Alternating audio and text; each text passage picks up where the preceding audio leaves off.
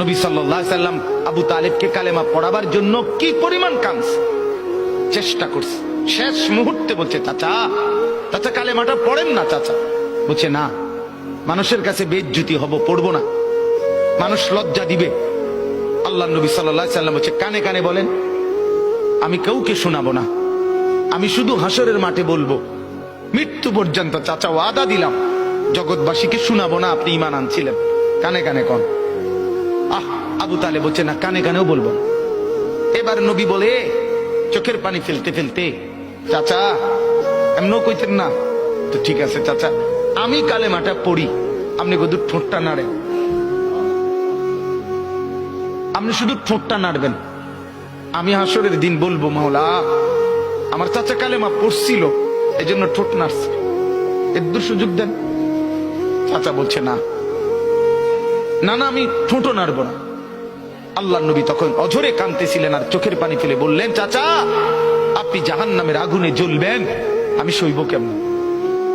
আবু তালেব নাফরমান তখন কি বলছে জানেন? আন্নারু খায়রুম মিনাল আর। মুহাম্মদ, মানুষের কাছে লজ্জা পাওয়ার চাইতে আগুনে জ্বলা অনেক ভালো। বাপ, নিজেদের জিন্দেগিতে একবার ভাইবা দেখেন, আমিও ভাবি আপনিও ভাবেন এমন আচরণ আমার মধ্যে আছে কিনা। 3 দিন ধরে যে বাড়িতে মেয়ের বিয়েতে, ছেলের বিয়েতে যে ডেকসেট বাজাইলেন, কারে খুশি করার জন্য?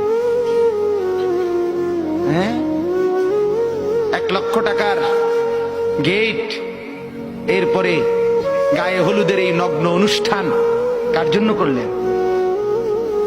বেড়া বেড়ি সব, যুবক যুবতী সব একই মাইক্রো প্রাইভেট কারের ভিতরে যাতাযাতি করে বহাইয়া একখান থেকে একখানে নিলেন, কার জন্য? পুরা প্যান্ডেলের ভিতরে একসাথে বেড়া বেড়ি একত্রে খায়, নাচে, গায়, ফুর্তি করে, কার জন্য? শুধু সমাজ, সোসাইটি, পরিবেশ, সোসাইটি মেনটেন করছেন, সমাজ মেনটেন করছেন। ছেলেরা চাইছে, মেয়েরা চাইছে, বাচ্চারা চাইছে, এতে হেতে চাইছে, তো মালিক তিনি কি চাইছিল? ওনার কথা মনে হয় নাই? রাসূল সাল্লাল্লাহু আলাইহি সাল্লাম, তার কথা মনে হয় নাই? বলেন, কিয়ামতের দিন নবী সাল্লাল্লাহু আলাইহি ওয়াসাল্লামের কাছে কোরআনে আছে, ফাকাইফা ইযা জিনা মিন কুল্লি উম্মাতিন বিশাহীদ ওয়া জিনা বিকা আলা হাউলা'i শাহীদা। নবীকে বলছে আল্লাহ, বন্ধু আপনার উম্মতের প্রত্যেকের আমলনামা আমি আপনার হাতে দেখাবো, আপনার হাতে,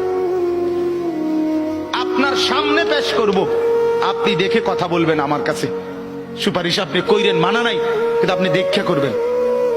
রাসূলুল্লাহ সাল্লাল্লাহু আলাইহি ওয়াসাল্লাম যদি হাসরের ময়দানে এরকম আমলনামা খুলে উল্টায় আর পৃষ্ঠার পর পৃষ্ঠা দেখে ফজর নাই, জোহর নাই, আসর নাই, মাগরিব নাই, ইশা নাই, শনিবার রবিবার, মদ জুয়া, অবৈধ উপার্জন, গান বাদ্য, নাটক, সিনেমা, জিনা, ব্যভিচার, বেহায়া, বেপর্দা সব উল্টায়। আল্লাহর নবী সাল্লাল্লাহু আলাইহি সাল্লাম তখন বলবে, উম্মত কি এটা? উম্মত, আমার 23 বছরের এত চোখের পানির কথা একবারও মনে হয় নাই? কি আনছো এটা আমারে? উম্মত, তুমি জানো না আমি যে তায়েফের পাথরের আঘাতে পুরা পিঠ চালনির মতো ঝাঁঝরা বানায় ফেলছে আমার? শোনো নাই তুমি? আমারে যে উহুদের ময়দানে দান দান শহীদ করে রক্তাক্ত করছে, তুমি শোনো নাই? আমি যে 14 দিন পেটে ক্ষুধার তাড়নায় পাথর বানছিলাম, উম্মত তোমার মনে নাই? একবারও শোনো নাই আমার ক্ষুধার কষ্ট, আমার পিঠের ব্যথা, আমার দাঁতের ব্যথা, আমার কাঁধে 2টা কড়া ঢুকে গেছে? উম্মত, আমার ঘরে 3 মাস আল্লাহর নবীর স্ত্রী আয়েশা বলছে, আল্লাহর কসম উম্মত, নবীর স্ত্রী বলছে 3 মাস 3টা চাঁদ উঠছে ডুবছে, রাআইনা হিলালান সুম্মা হিলালান সুম্মা হিলালান, 3 চাঁদ 3 মাসে নবীর 9 জন বিবির কারো ঘরে আম্মা জান আয়েশা বলে 1 ফোঁটা চুলায় আগুন জ্বলে নাই। মা আওকাদাত ফি আবিয়াতে রাসূলিল্লাহ নারুন, নবীর একজন বিবির ঘরেও আগুন জ্বলে নাই। আল্লাহর নবীর স্ত্রী আয়েশা একদিন বলছিল নবীকে পিঠে হাত বুলাইয়া, ইয়া রাসূলুল্লাহ, স্বামী আপনার পিঠ ছিদ্র ছিদ্র কেন? পুরা পিঠ চালনির মতো ছিদ্র ছিদ্র কেন? আপনার কি ছোটবেলায় বসন্ত রোগ হয়েছিল, গোটা হয়েছিল। আল্লাহর নবী চোখের পানি ফেলে বলছে, আয়েশা তুমি জানো না আমার এই পবিত্র দেহে তো কোনোদিন মশাও বসে না, মাছিও বসে না, পোকা বসবে কেমনে? আমার পবিত্র দেহে তো হাঁটলে মেশকের গ্রান বের হয়, আমার পেশাব পায়খানাও তো কোনোদিন জমিনের উপরে 1 সেকেন্ড থাকে না, মাটি ফাঁক করে ভেতরে নিয়ে যায়, সেই আমার গায়ে গোটা হবে কেন? আয়েশা এগুলো আমার তায়েফের পাথরের আঘাতের রক্তের দাগ।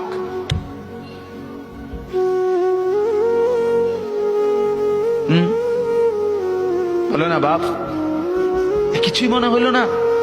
এভাবে ভুলে গেলেন? ভুলে গেলেন রাসূলুল্লাহ সাল্লাল্লাহু আলাইহি সাল্লামকে একবারও মনে হলো না?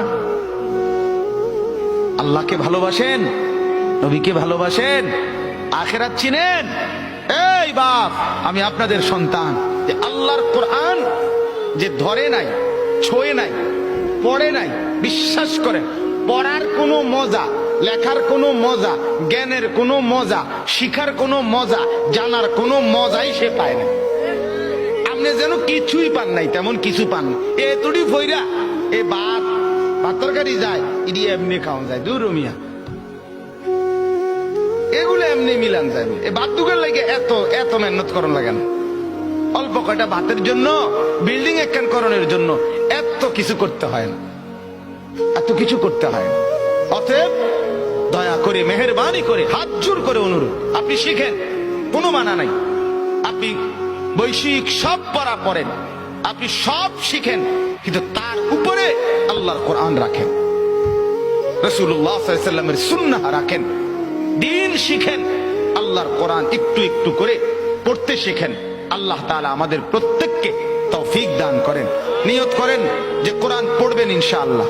বলেন ইনশাআল্লাহ, বলেন জোরে সোরে বলেন ইনশাআল্লাহ। আল্লাহ তৌফিক দান করেন। একজন যুবক, আমার বাপ, আবারও বলছি, আবারও অনুরোধ করছি, জীবন শোনাটা, আল্লাহর কথা শোনাটা খামখেয়ালি বানায়েন না। ইডি হুজুররা কয় মাইতো নাই তান কইবই, আপনি আমি শুনলে শুনলাম, না শুনলে না, না না না, তা খামখেয়ালি না, খামখেয়ালি না।